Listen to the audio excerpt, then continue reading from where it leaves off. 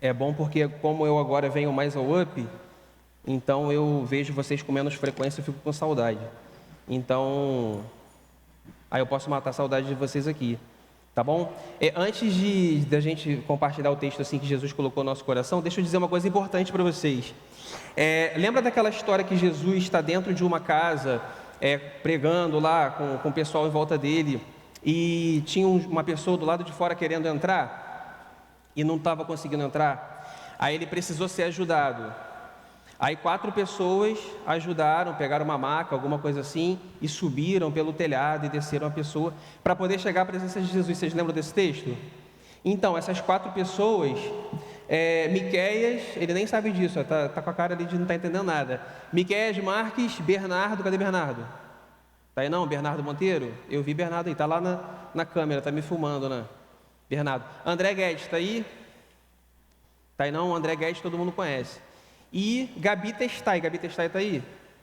Ali, Gabi Testai, levantou a mão. Então, cara, são as 4 pessoas que Jesus levantou para levar vocês até uma condição de discipulado, entendeu? Aquela pessoa queria chegar à presença de Jesus, ser moldado ao caráter de Jesus, mas na verdade estava muito difícil. Aí Deus levantou, cara, essa galera aí. Então, assim, se você quiser fazer discipulado, quiser ser discipulado, pode falar com qualquer um desses 4, que eles vão montar um grupo para vocês, tá bom? Quem que está fazendo discipulado aí? Levanta a mão, por gentileza, assim. Eu acho que é menos da metade aí. Tá vendo? Tem muita gente precisando ser discipulada aí, tá bom, galera? Discipulado é importante para a caminhada cristã, tá bom? Aí qualquer um desses 4 vai poder atender vocês. Por que eu estou falando isso? Que até ano passado eu fazia o do UP e o André fazia... Eu preciso de água. E o André fazia, por favor. Porra, fola, show de bola. Tirou onda. Obrigado, cara, valeu.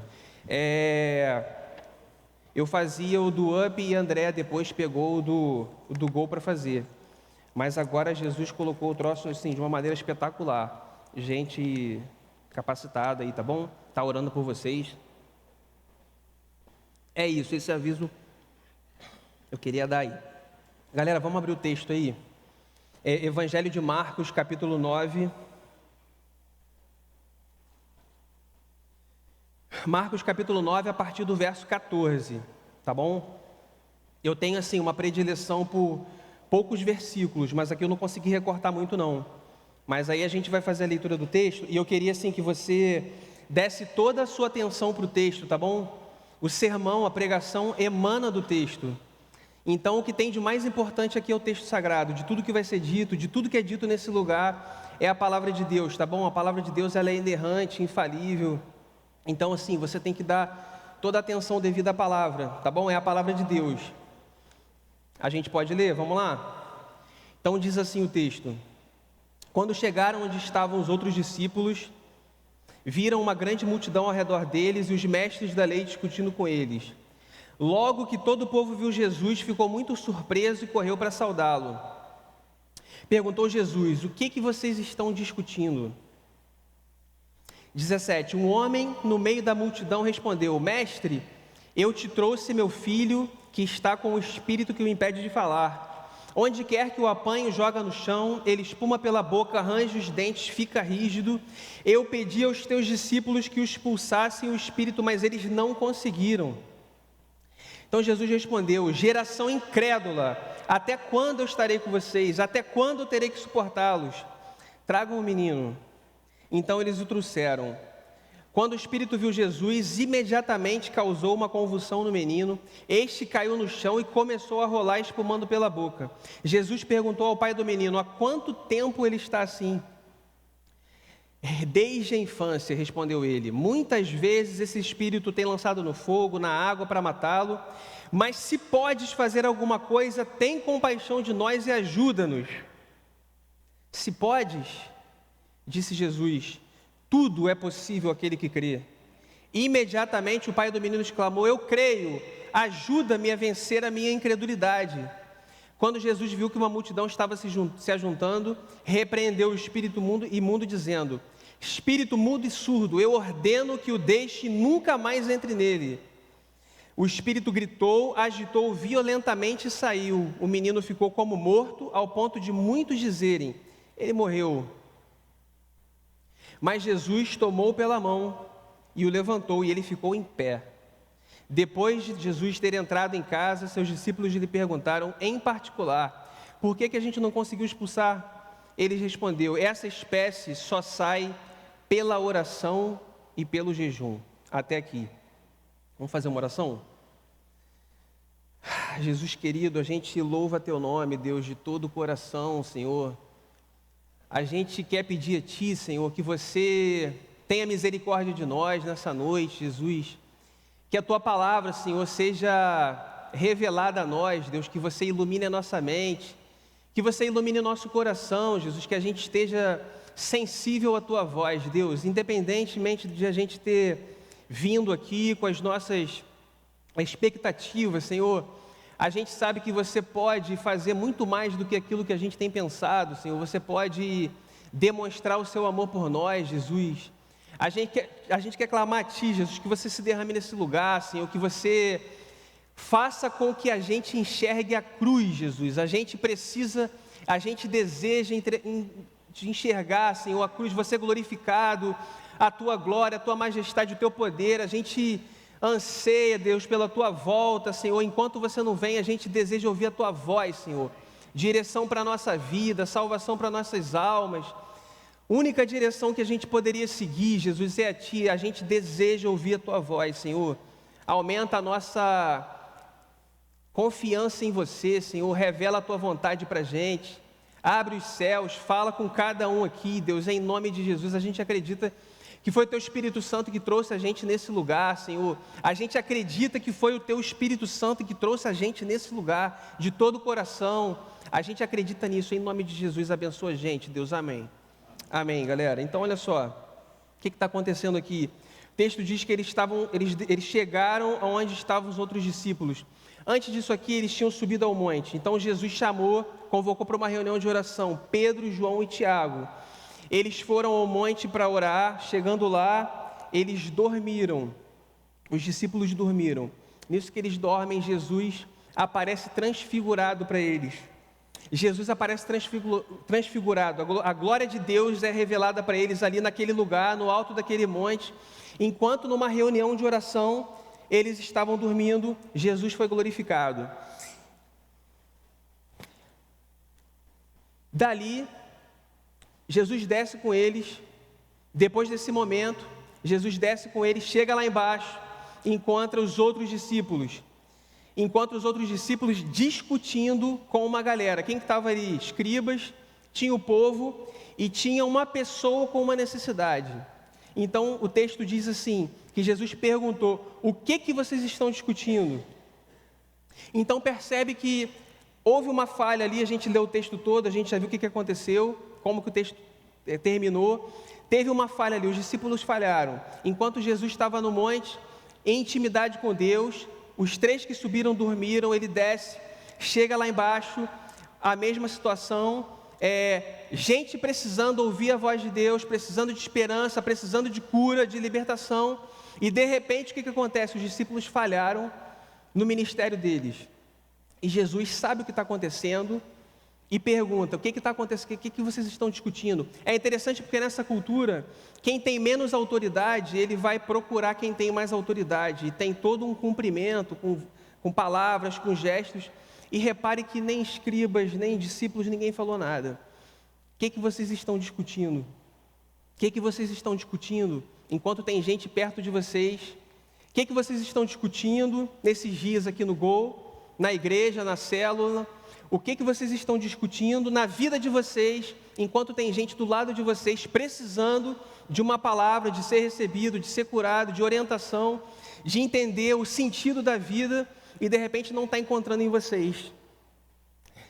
O que vocês estão discutindo nesses dias? Se a gente entrar nas mídias sociais, nas redes sociais, em que vocês têm investido o tempo de vocês? Como que vocês têm usado o tempo de vocês? Eu sei que com certeza tem gente em volta de vocês que não conhece Jesus, ouviu falar que vocês são crentes, ouviu falar que vocês frequentam uma reunião sábado, ouviu falar que tem gente aqui que é diferente. Essas pessoas que têm vindo nesse lugar, nesses dias, gente que Deus tem colocado ao lado de vocês nesses dias, tem encontrado em vocês aquilo que eles ouviram dizer que vocês têm? Vocês têm oferecido a razão da esperança que há em vocês. A vida de vocês, ela testemunha que Jesus Cristo habita em vocês. Vocês podem ser instrumentos de Deus na mão das pessoas que eles têm colocado em volta de vocês. Isso tem acontecido. O que vocês estão discutindo? O texto segue e diz assim: respondeu Jesus: ó geração incrédula, até quando estarei com vocês? Até quando terei que suportá-los? Tragam-me o menino.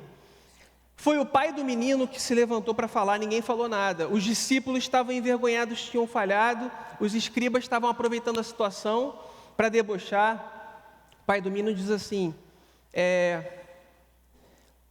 eu trouxe o meu filho, mas eles não puderam curá-lo. Então Jesus dá esse grito de indignação.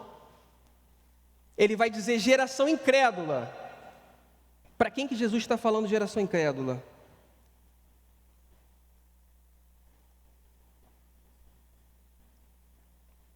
Para quem que Jesus está falando geração incrédula? Porque veja só, existia um jovem epilético, endemoniado, teve gente que se alegrou porque ele não foi curado. Isso causou indignação. Você percebe que o problema é muito além do que simplesmente não conseguiu expulsar o demônio. Enquanto vocês estão discutindo, tem gente morrendo, tem gente sendo possuído. Jesus vai chamar de geração incrédula, e de repente aqueles apóstolos que no passado, se você for ler Marcos 6, eles já tinham recebido a autoridade de Jesus, eles receberam a autoridade de Jesus, eles já tinham expulsado o demônio. Então de repente eles se apoiaram em experiências passadas e acreditaram que dessa vez eles poderiam expulsar. Falharam.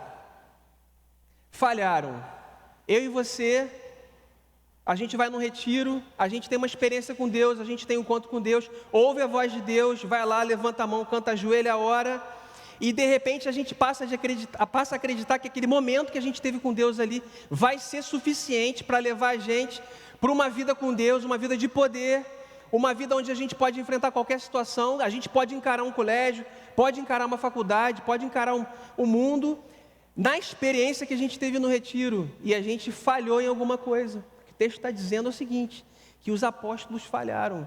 Eles já tinham tido uma experiência bem sucedida no passado, mas agora eles falharam. Vocês viram no final do texto porque que eles falharam.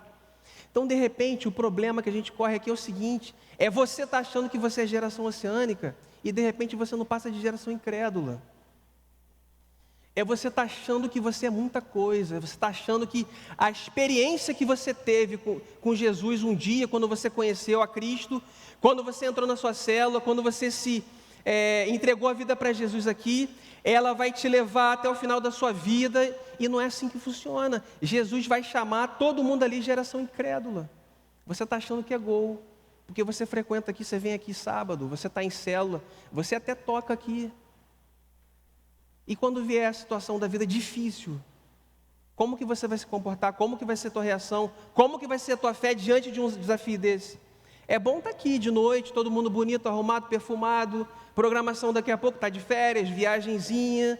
Isso, cara, isso é muito tranquilo, é muito legal. Isso é muito fácil de viver. Mas de repente você pode acontecer de repente Jesus virar para você e dizer aquilo que ele disse para a igreja de Laodiceia. Eu conheço as tuas obras, eu sei quem você é. Franklin falou aqui esses dias, Jesus está no meio da igreja. Jesus está no meio da igreja, Ele está caminhando, Ele conhece o teu coração, conhece o meu coração, conhece a tua vida. Cara, você pode entrar aqui tantas vezes quanto você quiser, você pode encontrar os discípulos de Jesus, mas de repente você não encontrou Jesus. De repente você veio aqui para encontrar a tua galera, mas você não está encontrando Jesus. Aí ele vai dizer: eu conheço as tuas obras. Você pensa que você é geração oceânica, mas deixa eu dizer uma coisa para você: você é miserável, pobre, cego e nu. É isso que o texto está dizendo, é isso que Jesus diz. Porque a igreja se apoiou em experiências passadas, porque eu já trouxe um amigo de oração, porque eu já falei de Jesus em casa, porque eu já mudei algumas coisas na minha vida. Geração incrédula. O texto segue. Jesus perguntou ao pai do menino: há quanto tempo ele está assim? Há quanto tempo? Jesus sabia. Ele começa agora a conversar com o pai do menino. Ele começa a se interessar pela história, pelo pai do menino. Ele podia curar e falar, valeu, se adianta. Ele se interessa pela história e pergunta, há quanto tempo ele está assim? Desde a infância. Meu querido, deixa eu dizer uma coisa para você. Há quanto tempo você está assim? Eu não sei qual é a sua situação, o pecado que você traz no coração, a vida escondida que você nunca confessou para o teu discipulador, para o teu pastor, para o teu supervisor, aquilo que aflige o teu coração não interessa, desde a infância o menino sofria daquilo ali certamente entrou na vida do pai do menino, a vida passou a ser diferente, ele passou a jogar o menino no fogo, jogar na água, caminhos de morte, você tem conflitos no seu coração, desde a infância você está tentando, você está buscando resolver um problema seu. Para Jesus não tem esse problema. Ele pergunta para ressaltar a glória do milagre. Ele tem todo o poder. Não importa o problema que você tem dentro da sua casa. Não importa se você está vendo seus pais brigando, se você está vendo seu amigo se matando. Você tem toda a possibilidade de trazer isso para Jesus. E Ele tem poder para entrar na tua história, na tua vida, na vida dos teus amigos, da tua família, para resolver esse problema. Há quanto tempo que você tem guardado algo dentro de você, chorado, angustiado, de repente você já se resignou, pensa, é assim mesmo, não tem jeito. Jesus está te dando a oportunidade de você dizer para Ele, nessa noite, há quanto tempo você tem sofrido que só você sabe que você tem sofrido. Depende de você. Ele só te perguntou, a oportunidade é sua de você dizer para Ele, em oração, há quanto tempo você tem sofrido, o que tem maltratado o seu coração. Verso 23, se podes, disse Jesus, se podes, se eu posso, tudo é possível aquele que crê.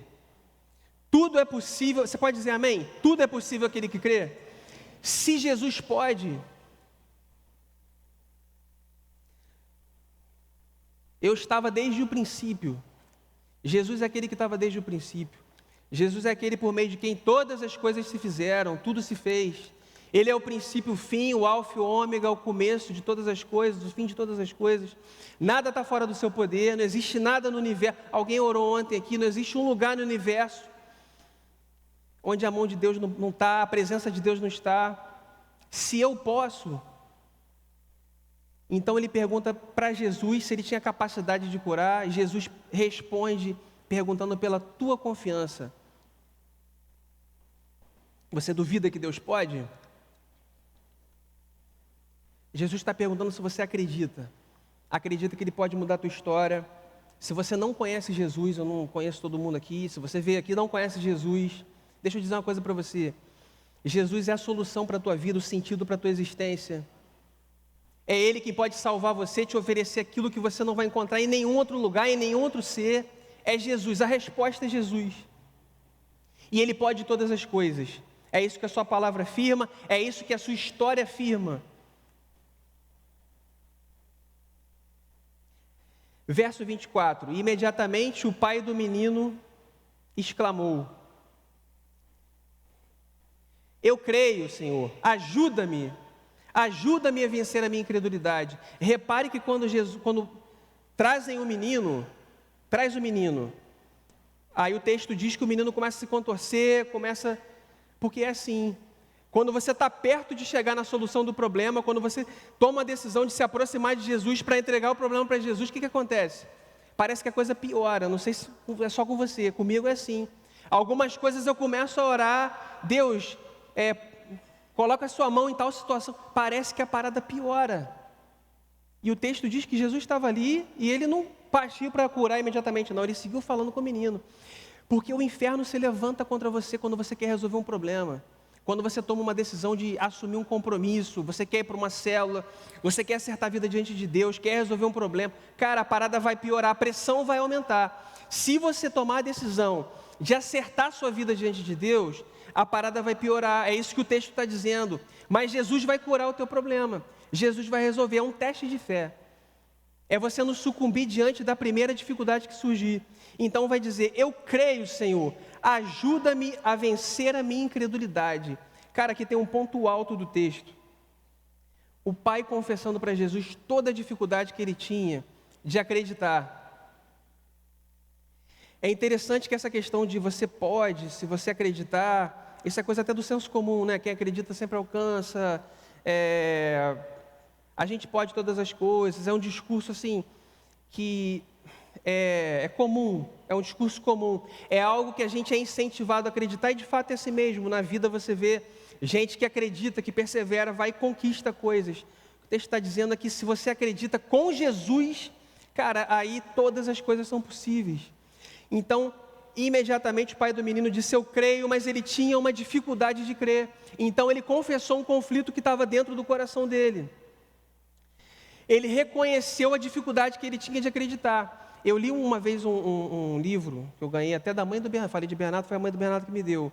É um livro de filosofia, né? Então explicando lá diferentes pensamentos filosóficos. E é interessante que num dado momento, ele diz que se ele tivesse que escolher entre o cristianismo e outras ideias, ele disse que não tem jeito, o cristianismo é incomparavelmente melhor. É Luc Ferry, é um escritor francês, tá bom? Ele foi ministro da cultura da França. É incomparavelmente melhor, não tem jeito. Se você for comparar a proposta de Jesus, cara, não tem comparação, não tem jeito. Só que ele admitiu uma coisa, eu não acredito. O problema é que eu não acredito. Então, às vezes acontece isso com a gente, você está diante daquele que tem todo o poder, mas você não está acreditando.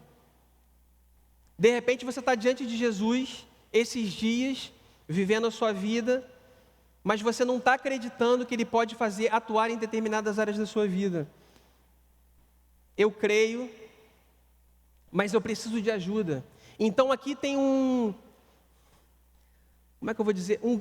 É um clamor, ele está clamando, Senhor, me ajuda a crer, aumenta a minha fé, eu quero acreditar ainda mais. Ele não está se recusando a acreditar, tem gente que não quer acreditar porque não quer acreditar, não acredita, não tem jeito. Mas ele quer acreditar, então o que ele faz? Ele faz aquilo que você tem que fazer, ele luta com a dúvida dele, ele pede a Deus para aumentar a fé dele. Quando você tiver dúvida, algumas coisas que você tem que considerar. Primeiro, a dúvida nunca é uma questão meramente racional, intelectual. Não é, você é crente, você acredita em Deus, então tenha certeza. Dúvida, você pode ter certeza, é uma questão espiritual. Satanás está querendo minar a sua fé em Jesus Cristo. Você só pode tratar isso espiritualmente, só em jejum, em oração. Se você está duvidando de alguma coisa da sua fé, tem outra coisa que você tem que fazer. Você tem que lutar atrás da sua dúvida, pesquisar, procurar, conversa com o teu líder, vai ler autor cristão, vai se informar. A dúvida, quando ela serve para te aproximar de Jesus, ela nesse sentido é boa. Então você tem que usar isso como algo que te aproxime de Deus. Está com dúvida? Vai conversar, vai perguntar para alguém. Deixa de ser preguiçoso, vai estudar, vai procurar mesmo. Vai procurar entender a razão da esperança que há em vocês. É isso que o apóstolo Pedro diz. Quando te perguntarem, o que você vai responder? Outra coisa, lembra que você é finito, é humano, limitado. Você pode ser PhD no que você quiser, mas você nunca vai ter condições de ter para si todo o conhecimento que existe. Isso não existe. Você não tem essa condição. Tem que fazer igual a Sócrates lá em Atenas. Eu sei que nada sei. É por isso que eu sei mais do que todo mundo. Você tem que ser humilde, tem que admitir o fato de que você pode não conhecer todas as coisas. Na verdade, você não conhece todas as coisas. O que é o seu conhecimento diante do conhecimento de Deus?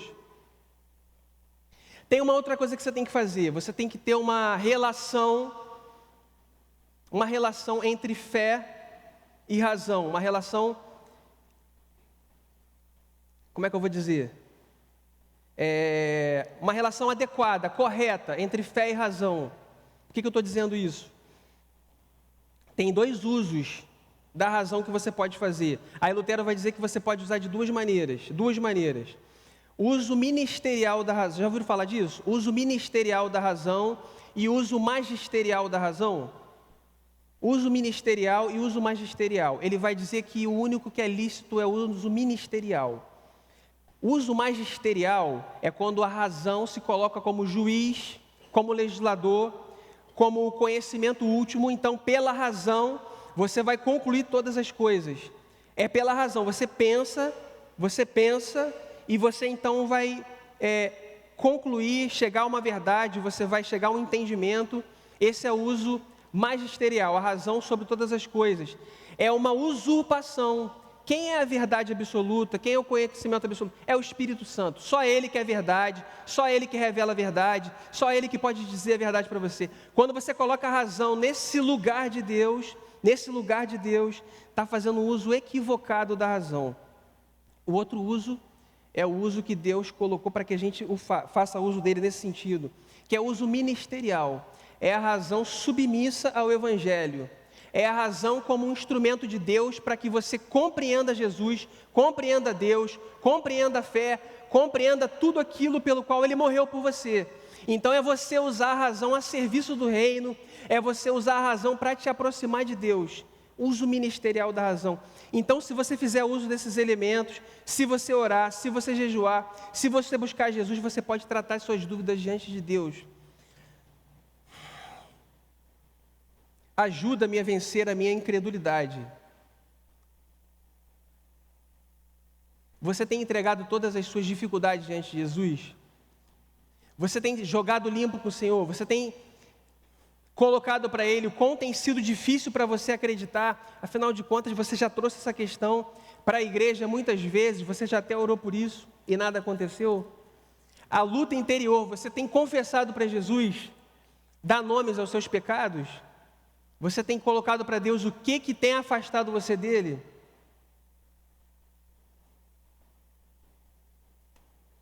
Depois de Jesus ter entrado em casa, seus discípulos lhe perguntaram, em particular, por que não conseguimos expulsá-lo? Às vezes a gente erra, peca, tropeça, e me perguntaram esses dias, como é que eu faço quando eu errei aqui, mas eu tenho alguma coisa que eu assumi para fazer diante de Jesus no ministério, como é que eu faço? Então você tem que perguntar para Jesus, como o texto está dizendo aqui, você tem que perguntar para Jesus, Jesus, por que eu fracassei? Por que eu tenho falhado? Tem que ter essa conversa com Deus, não dá para você empurrar as coisas para debaixo do tapete, não dá para você empurrar, não dá para você viver protelando, enrolando, como se Deus fosse ter compromisso com a sua falta de compromisso. Eles falharam, os discípulos falharam. Jesus não tem compromisso com a sua falta de compromisso. Ele nunca prometeu isso a você. O que você acha que impede você de a qualquer momento cair e se arrebentar porque você está vivendo uma vida de mentira, de pecado? Cara, é a mão de Deus. É a misericórdia. Eu já falei aqui que misericórdia é você não receber aquilo que você merece. O que você acha? Por que você acha que você caminha e você ainda não caiu? Deus é longânimo. Deus é amor. Agora repare que Deus é amor. A Bíblia diz que Deus é amor. Amor não é Deus, Deus é amor. Agora a Bíblia diz que Deus é santo, santo, santo. Santo, santo, santo. Repare, esse atributo da personalidade de Deus. Deus é santidade, mas é justiça. Por que a gente está fracassando? Por que eu fracassei? Por que nós fracassamos? Cara, você tem que colocar isso para Deus. E você tem que entender que apesar de a gente ser esse lixo que a gente é, porque na verdade o que a gente pensa? Qual o problema aqui? Qual o problema do meu coração? Eu estou falando de mim. O problema é que eu acho que eu sou melhor do que aquela galera que está lá em Manaus, se matando. Esse é o meu problema. O meu problema é que eu venho aqui, porque eu reconheci Jesus como meu Salvador, eu penso que eu sou melhor. Entendeu? Esse é o meu problema. Qual é o teu problema? O que você sente quando você vê uma tragédia como essa? O que você sente? Você achou maneiro? Morreram 50 e poucas. Cara, teve imagens horríveis ali, um monte de cabeça, meu Deus. O que você sente? Cara, eu posso falar disso com propriedade. Quem me conhece sabe que eu já fui vítima de violência. Eu teria todos os motivos para desejar mesmo que caísse tudo na cabeça de todo mundo. O problema é que eu acho que eu sou melhor do que eles. Mas a Bíblia diz para mim assim, todos pecaram, todos estão destituídos da glória de Deus. Cara, você não é melhor do que aquela galera que está lá. Mas você acha que é. Eu acho que eu sou. Enquanto você ficar achando que você é alguma coisa, essa distância para Deus, como o Jonatas falou semana passada, está pequena. Você só vai ver Deus, a majestade dEle, a glória dEle, quando você reconhecer que você não é nada, você não presta, você é miserável, pobre, cego e nu. Eu não sou melhor do que está no presídio. Eu não sou. É difícil de admitir para o meu coração. Mas quando eu leio a palavra, eu percebo que eu não sou. Eu não sou melhor do que eles. Bom seria se Jesus Cristo estivesse lá naquele lugar, entrasse naquele lugar, eles tivessem conhecimento da verdade, a vida deles pudesse ser transformada. Muito melhor do que uma chacina cada semana seria se o poder de Jesus entrasse naquele lugar, salvasse aquelas vidas e eles pudessem testemunhar daquilo que Jesus fez na vida deles. A gente não está lá, a gente pode orar, mas a gente está perto de...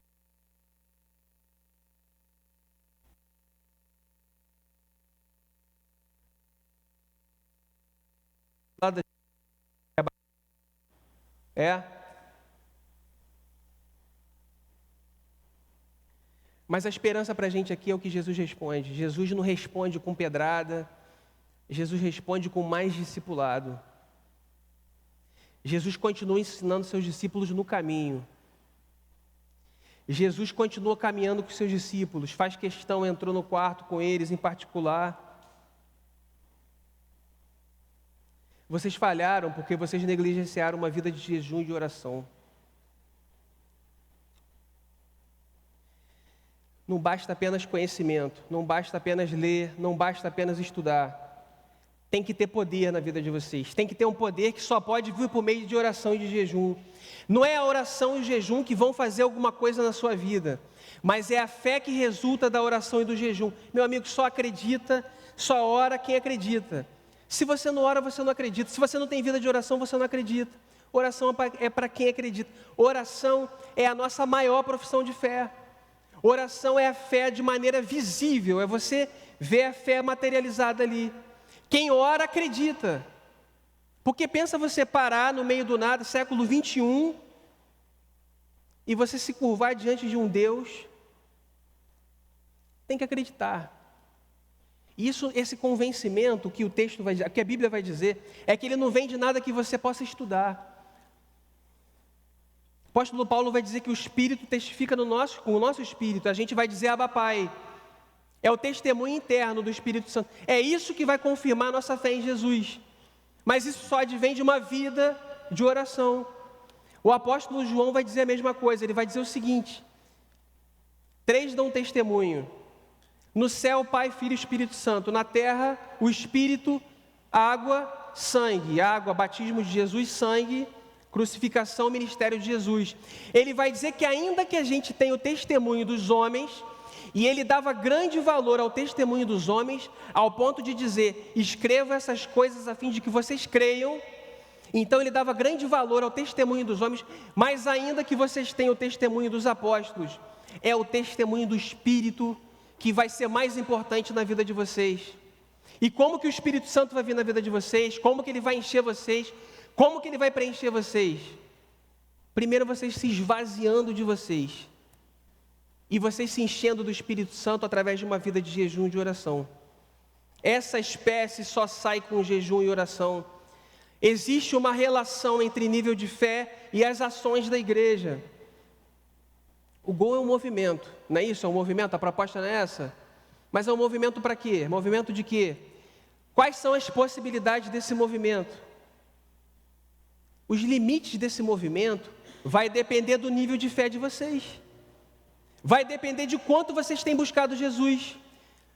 É isso que o texto está dizendo. Existe uma espécie que só sai com jejum e oração. Quem pode mais, pode menos. Se você cultivar uma vida de fé e de oração, cara, você vai ser cheio do Espírito Santo. Esse movimento, ele vai repercutir, vai transformar vidas. O fogo se apaga ou ele se propaga. Então, se você alimentar o Espírito Santo, fogo vai queimar no seu coração, vidas podem ser transformadas. Quem chegar aqui vai enxergar Jesus na sua vida. Você não vai perder tempo com discussão boba. Você vai estar focado naquilo que é mais importante. Deus vai poder operar através de você. Não tem poder espiritual sem oração. Poder não vem de dentro, vem do alto. O jejum esvazia a gente da gente. Enche a gente de Jesus. Vai começar um jejum agora pelo carnaval. Pastor Henrique falou semana passada assim: essa semana vocês vão orar para que vocês Saibam qual o jejum que vocês vão fazer pelo retiro. Não me responda, levanta a mão não. Quem orou para saber de Deus qual o jejum que vai fazer pelo retiro? Não responde para você. Foi falado aqui na igreja, a gente vem aqui porque a gente acredita. Então foi dito uma coisa importante aqui. Por um momento, o problema é que a gente acredita que a parada é no retiro.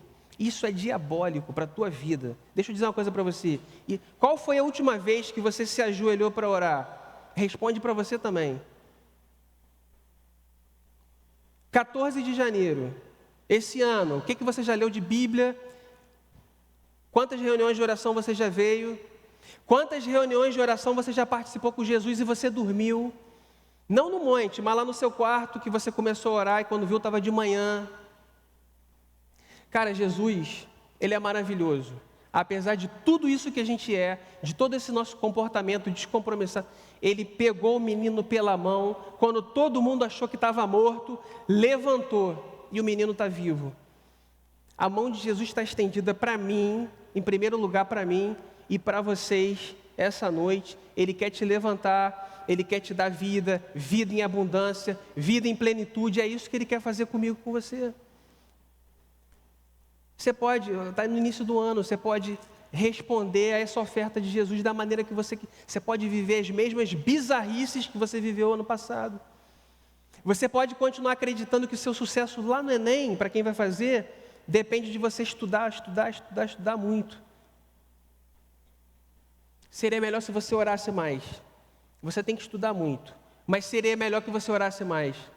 Coincidentemente, hoje está fazendo, eu lembrei disso vindo para cá, está fazendo 10 anos hoje que eu fiz uma prova. –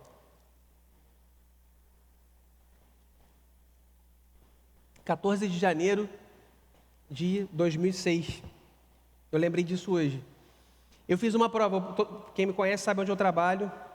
Eu fiz um concurso, estudei 2 anos. 2 anos, olha, eu vou garantir, eu não conheço todo mundo não, mas eu estudei muito mais do que vocês, cara.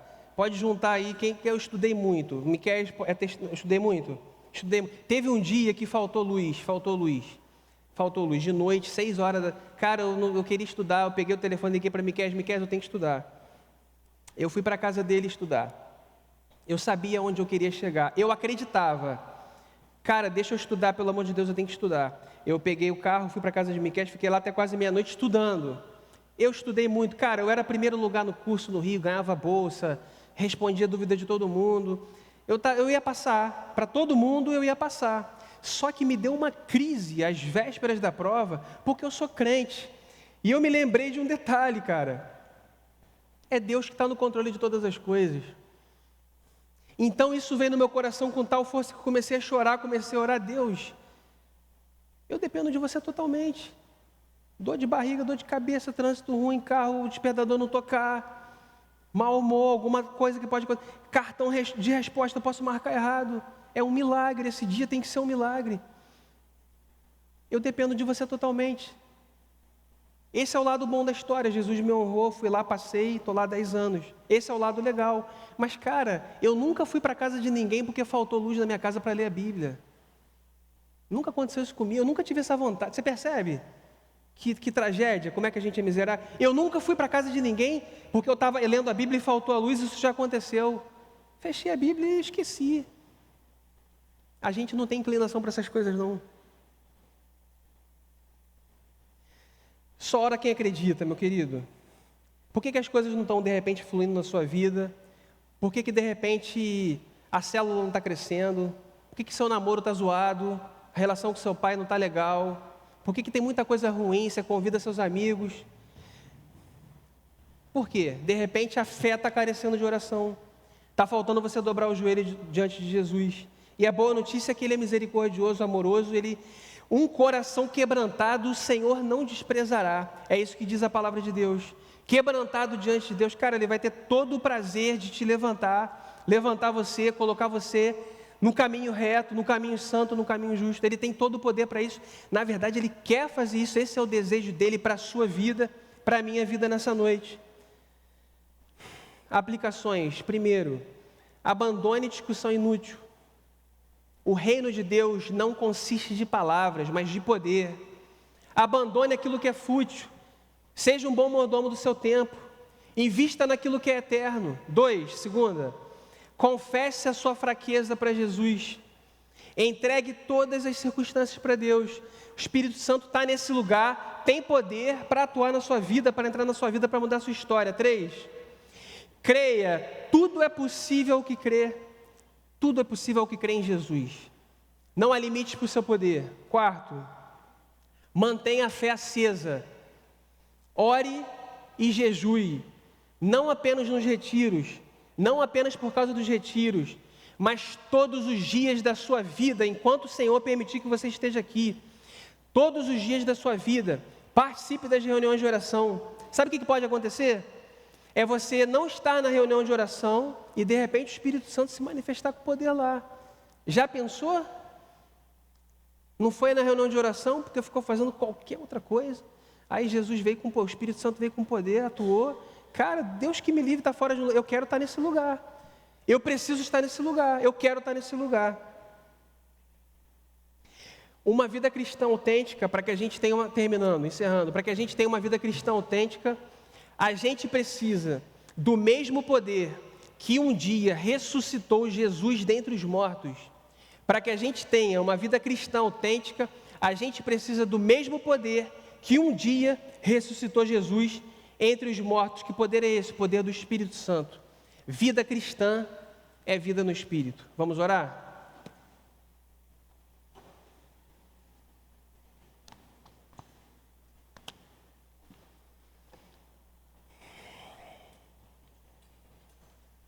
Espírito de Deus, a gente veio aqui para te adorar, Senhor, nessa noite. A gente reconhece que é grande a sua majestade, Deus. A gente quer estar diante de você, Senhor. A gente reconhece que você tem que ser o primeiro na nossa vida, Senhor. A gente quer colocar a nossa vida diante de você. Eu estou aqui, meus irmãos, a galera do Gol. A gente quer colocar o nosso coração diante da Tua presença, Senhor. A gente quer que Teu Espírito Santo venha sobre nós, trate as nossas vidas, trate o nosso coração, cure a gente, traga liberdade. A gente não quer mais ser os mesmos, Senhor. A gente quer ter uma vida nova diante de Você. A gente quer ter uma vida que Te agrade, Senhor, uma vida que glorifique o Teu nome. Senhor, isso a gente não acredita com todo o nosso coração, Deus. A gente acredita em Você, mas a gente tem necessidade de que Você aumente a nossa fé, Senhor. Nós precisamos totalmente do Teu Espírito Santo. Senhor, a gente não precisa de mais nada, Senhor. A gente precisa do Teu Espírito Santo. A gente quer viver dessa maneira, a gente quer viver essa fé, Senhor. Nós queremos colocar a nossa vida diante de Você. Nós clamamos a Ti que o Senhor venha sobre nós, faça uma obra sobre nós, nas nossas vidas, e que a gente nunca mais caminhe da mesma maneira. Transforma a nossa geração, Senhor. Que a geração oceânica seja reconhecida como um povo que Te ama, que serve a Ti, Jesus, em espírito e em verdade, Deus, que acredita não na beleza do lugar, não na habilidade da galera, não nos nossos recursos, mas que acredita num poder que vem do alto, Deus. Poder capaz de libertar, de curar todas as pessoas, Jesus, porque não há impossíveis para Ti, Senhor. Pai, a gente declara essa verdade em nossos corações essa noite, Senhor. Recebe o nosso louvor, Senhor, como se fosse uma oração para Ti, Jesus. A gente quer cantar para Você, Senhor, aquilo que o nosso coração quer cantar para Você, Senhor. Recebe no Teu altar, Senhor. Recebe a nossa oração, Pai, em nome de Jesus. Em nome de Jesus. Amém.